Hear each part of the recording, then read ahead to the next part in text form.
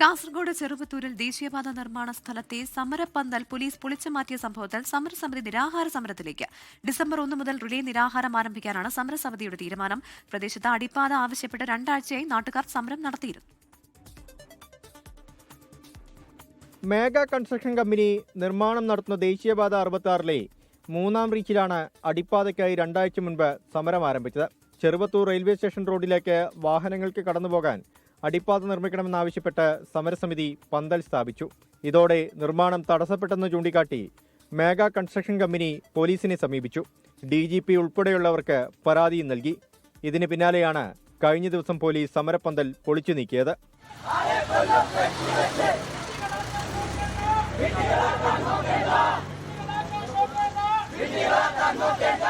സമരപ്പന്തൽ പൊളിച്ചതോടെ നാട്ടുകാർ സംഘടിച്ചു.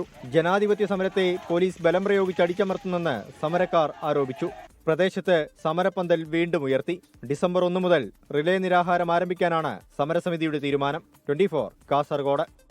ലോകത്തെവിടെയായാലും ഏത് സമയത്തും 24 വാർത്തകളും ഓഗ്മെന്റഡ് റിയാലിറ്റി പാക്കേജുകളും എക്സ്പ്ലെയിനറുകളും വിശദമായി കാണാൻ ഞങ്ങളുടെ യൂട്യൂബ് ചാനൽ നിങ്ങൾക്ക് സബ്സ്ക്രൈബ് ചെയ്യാം.